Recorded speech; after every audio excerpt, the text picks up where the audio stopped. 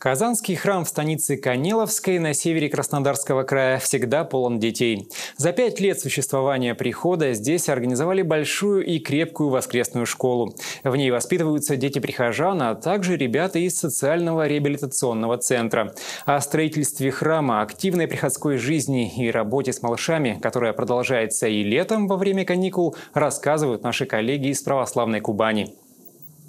Станица Канеловская начинается с церкви. Чуть только появится указатель с названием станицы, сразу же невдалеке возникает и силуэт храма.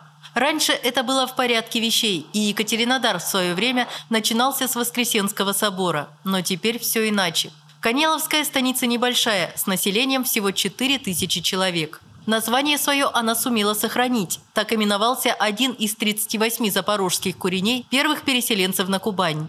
Церковь в Канеловской построена во имя Казанской иконы Божией Матери. Из всех образов Пресвятой Богородицы именно Казанский был наиболее почитаем казаками. Служит в этой церкви один из старейших священнослужителей Екатеринодарской и Кубанской епархии протоиерей Петр Халюто. Храм был построен в 2007 году. Сегодня сюда приводят на экскурсии детей, знакомят их с историей православия и с церковной жизнью. Вот экскурсовод рассказывает ребятам о храмовой старинной мироточивой иконе Казанской Пресвятой Богородицы. Храм сотрудничает с местным социально-реабилитационным центром, и детишки этого центра – частые гости в храме. Вообще, при Канеловском Свято-Казанском храме работа с детьми ведется серьезная, она не утихает даже летом. За эти недолгие годы здесь сумели организовать воскресную школу, которую посещают, кстати, и дети из реабилитационного центра. Одной из методик преподавания здесь стали марш-старты. Каждый из таких марш-стартов посвящен определенному святому или церковному празднику. В доступной форме детям рассказываются жития святых, в игровой форме проверяется степень усвоения информации и уже затем долгожданные веселые соревнования. Те, кто постарше, занимаются изучением церковнославянского языка. В наше время это особенно необходимо, когда преемственность времен утеряна, и в родной православной церкви мы чувствуем себя неофитами. К тому же знакомство с церковнославянским языком помогает глубже понять не только молитвословие и смысл богослужений,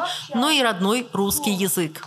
Такой работе с детьми предшествовали долгие труды отца Петра и его прихожан, которые ютились раньше в молитвенном доме в конце станицы. Не сразу получили они землю, да и строить пришлось своими силами.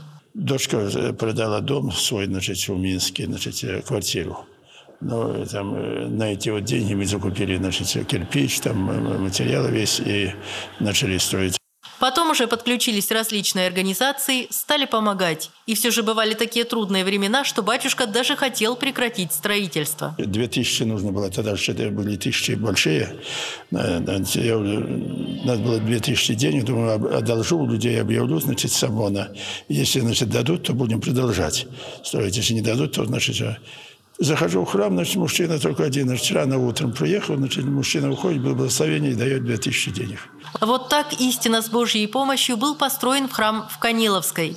Этот необычный стиль можно назвать древнерусским шатровым, только выполнен он не в дереве, а в камне. Есть здесь и нижний предел во имя святителя Николая Чудотворца. Вначале, когда церковь только строилась, здесь отправляли богослужения. Теперь здесь служатся престольные праздники в дни памяти Николая Угодника и совершается таинство крещения. А по воскресеньям после литургии в Никольском пределе проходит совместная трапеза для учащихся воскресной школы и прихожан. Раньше в станице Канеловской был храм Александра Невского, еще ранее Казанский. Каждый храм строится не только для настоящего, но и для будущих поколений и является духовным маяком в бурном море житейской суеты. Так и этот храм пусть будет пристанищем спасения на многие годы.